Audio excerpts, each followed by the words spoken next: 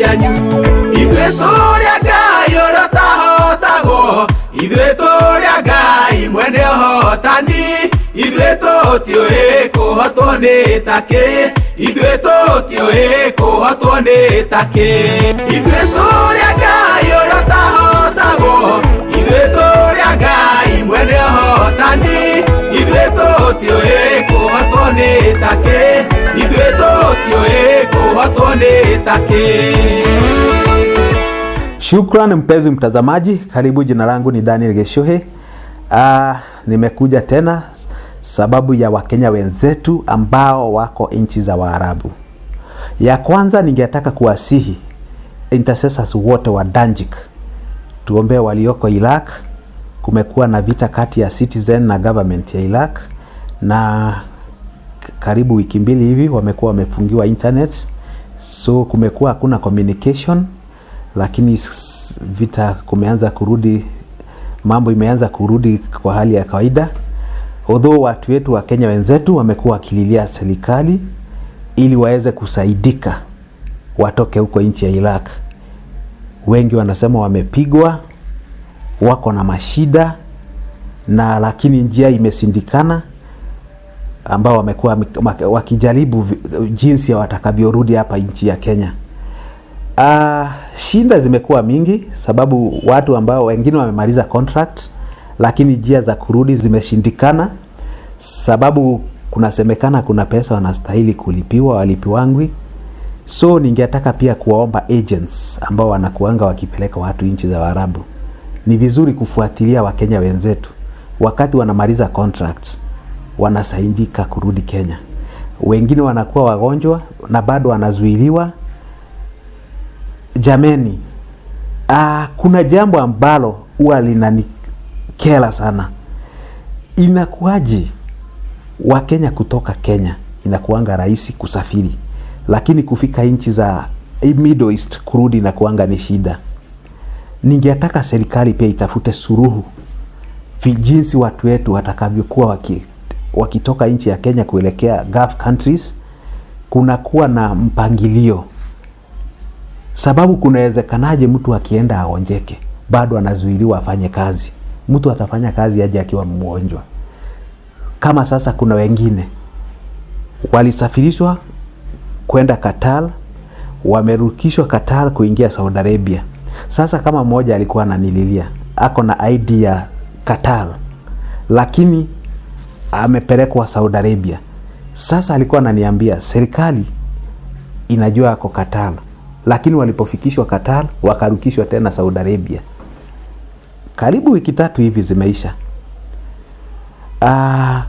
Kuna wengine wanateseka hata Saudi Arabia, wamefungiwa, wengine wamefungiwa manyumba Saudi Arabia, Lebanon, Bahrain na vile vile hata Qatar.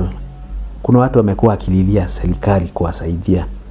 So ningeomba serikali kuwe na mpangilio, na kuna madam mmoja ambaye jina lake ni LEAH kutoka Githunguri, ako nchi ya Iraq, amekuwa mgonjwa, amekuwa kwa ofisi kama miezi 3 hivi, amezuiliwa kwenda nyumbani.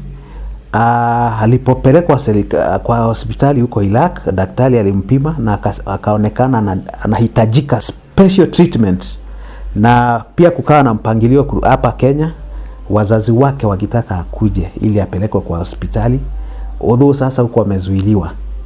Sasa pia ningeomba serikali, dada kama huyu Mkenya mwenzetu ambaye ni mgonjwa, afanyi kazi, amefungiwa kwa ofisi kama karibu zaidi ya miezi 3, apelekwe hospitali, apewe dawa, afya yake inaendelea kuzoroteka na bado kwa ofisi amezuiliwa. Jameni, tutakuwa tukiangalia tu wa Kenya wenzetu wanagonjeka, wanakufa, wanapelekwa, wanarudishwa hapa Kenya wakiwa kwa masanduku, na jambo lingine serikali inaweza ingilia na wasaidike. Sasa mtu kama huyo Madam LEAH, afya yake sio mzuri, amegonjekea huko, na anaweza letwa hapa Kenya, wazazi wake wampeleke hospitali mzuri. Jameni, tutagojea bakarini wa Kenya wenzetu? Hebu kwanza tutazame LEAH na hali yake, alafu tuendelee. Habari zenu. Inaitwa LEAH. Niko LEAH.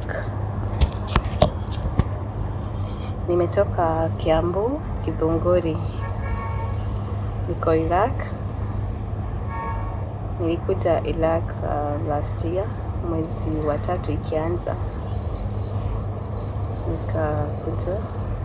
Nikakuja kazi ya nyumba. Nikafanya kazi ya nyumba up to December. So that was 10 months. December ikiisha. Okay. Nikiwa kwa hii nyumba, I was going through a lot because ningefanya kazi nilale like 2 hours. Nilikuwa nafanyia familia ya watu 11 na kulikuwa na mtoto mdogo. Nilipitia mambo mangumu sana, but finally niliweza kutoka huko na nikaenda kwa immigration. Sikuenda kwa ofisi, nilienda kwa immigration. Then watu wa immigration ndio wanileta kwa hii kampuni. It's kind of company, kind of office, inajiita Almoji College. So nikaanza kazi huko on January. Huko ni kazi ya kwenda na kurudi, like ni cleaners. Okay, nikafanya. Unfortunately nikaanza kugojeka shingo. Okay, sikuelewa what happened to my shingo because ilikuwa inauma and sometimes inafula, and nika continue work until ikafika mahali nikaanza kufura mwili yote. Nikaanza kufura mguu,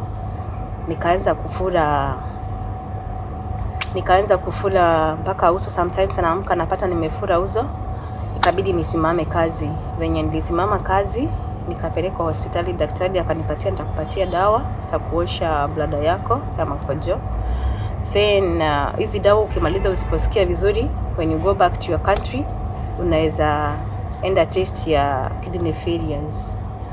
Okay, about my neck nayo ilifika mahali ikafura kabisa, up to ika-affect mkono hii ya left, sikuwa na feel. So wakati nilienda x-ray, daktari akaniambia niliinua kitu mzito when I was working. Ibon iko hapa nyuma, imeshikanisha kidney, imeshikanisha shingo na spinal cord. Daktari akaniambia there is kind of gap kadogo yenye hata huwezi kuona na macho yako. I think daktari yeye ndiye alijua, aliona kwa picha. So akaniambia first of all nakupatia dawa za kurudisha nerves. Juu hata my shoulders, mabega, nilikuwa nasikia uchungu, yani hata singi feel, yani ukiniguza nasikia kama umeniguza kwa umbali sana. So alafu daktari akaniambia nisifanye kazi, nisiinue kitu, just relax and take medicine. Up to now nimeenda hospitali like 3 times na niko kwa ofisi like almost 3 months. Nimejaribu, tuliongea na mwenye ofisi wakati sasa nilisimama kazi, akaniambia I promise nitakupeleka nyumbani because kwa sasa huwezi kufanya kazi. Up to now it's almost 3 months, the same story, you'll go. Up to now mimi nimechoka, I'm so stressed, nimechoka. How can somebody keep you in the office 3 months? Ufanyi kazi, uko na watoto, unasuffer. It's not a joke kukaa na hii kitu, kushinda nayo, unakula nayo. It's like you feel kind of uncomfortable. Last time nilipelekwa hospitali, but walificha karatasi ya dawa, nikaletewa painkiller. I don't know if walipata hizo dawa zikiwa expensive and I'm not working. Walificha, nikaletewa painkiller na dawa ya kusugua hapa kwa shingo. I'm going through a lot kwa sababu niko na pain. Kukaa chini ni shida, siwezi kaa chini more than 10 minutes kwa sababu mgongo itaanza kuuma, shingo nayo itafura kabisa. Watu hupitia maneno kwa hii ofisi cause unaona saa hii sio mimi mgonjwa, ni watu wengi wanataka kwenda nyumbani but you can't. I don't know what the problem is. Wanasema hawana pesa ya kupeleka mtu nyumbani, so unashindwa. How will you do? Will they wait till you die here? Wanangoja ukufia hapa cause kama utibiwi poa, unapeleka hospitali, daktari anakuambia you need to go to uende hospitali mzuri, because wanapelekanga watu kwa clinic. So daktari akwambia mimi nimetake x-ray, nimeona uko na shida, why can't you go to a good hospital? Peleka hospitali mzuri like government hospital, ndio wajue shida na chanzo ya hiyo kitu, wajue hiyo kitu yako how utatibiwa aje. But they don't. All they care is about uende kazi uwaletee pesa.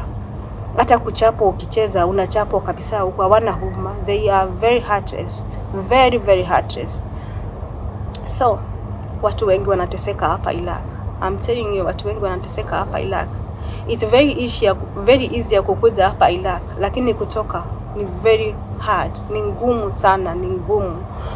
So naomba watu wenye wanaweza niombea nikitoka hapa, naweza furahia sana. Mtu mwenye ako na usaidizi wake anaweza nisaidia, because I'm suffering. Niko na stress, niko na ugonjwa. Stress ni ya kuuliza siku gani yenye utaachiliwa. Unalala kama umekesa juu ya uchungu. Huwezi kulala, nalala na tumbo. Juu shingo nayo ukilala hivi inafinywa. Huwezi kukaa chini. Unakula kama umelala kwa mattress chini. It's a very hard time I'm going through. So mimi naomba usaidizi. Mtu mwenye ataweza kunisaidia nitoke hapa, I will appreciate, because I'm going through a lot. God bless you. Huyo ni Mkenya mwenzetu ambaye analilia akiwa nchi ya LEAH, na ni mmoja kati ya wengi ambao wamekuwa wakinitafuta, wakiniomba msaada jinsi watakavyoweza kusafiri hadi Kenya. LEAH watu wamefungiwa ni wengi. Wengine wamefungiwa kwa maofisi, wengine wamefungiwa kwa manyumba za watu huko. Wanatafuta njia za kurudi hapa Kenya. Njia zimesindikana. So ningeomba serikali yetu na hata wabunge wenzetu, ni vizuri hata kutafuta registration laws ambazo zitakuwa guidelines za watu wetu ambao wanasafiri kwenda Gulf countries.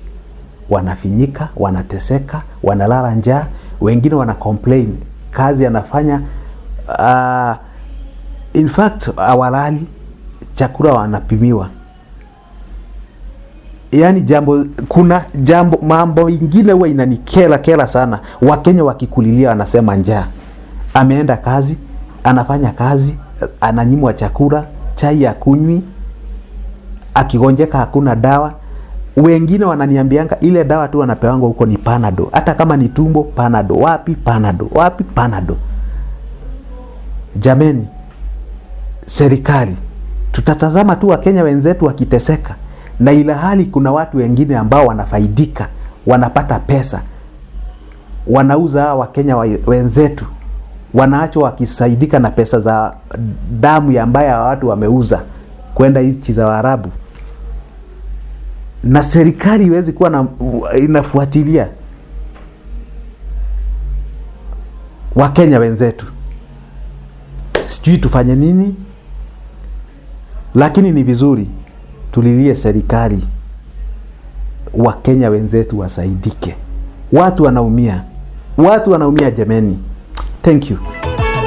Adware othe mari ndugu na Ngai ni mahĩtũkagĩra mbara nyingĩ, no mũthako nĩ ũgarũrũkanagwo, ũhotani ũrigagia na andũ a Ngai. Ithuĩ tũrĩa Ngai ũrĩa ũtahotagwo, ithuĩ tũrĩa Ngai mwene ũhotani, ithuĩ tũtiũĩ kũhotwo nĩ takĩ, ithuĩ tũtiũĩ kũhotwo nĩ takĩ. Mũnyitanagĩra na itoi, mwendie ciana citũ nĩguo mwĩgune, angĩ mainũka thiome mathandũkũ, mũrĩ na kĩrumi na njiarwa cianyu. Ithuĩ tũrĩa Ngai ũrĩa ũtahotagwo, ithuĩ tũrĩa Ngai mwene ũhotani, ithuĩ tũtiũĩ kũhotwo nĩ takĩ, ithuĩ tũtiũĩ kũhotwo nĩ takĩ.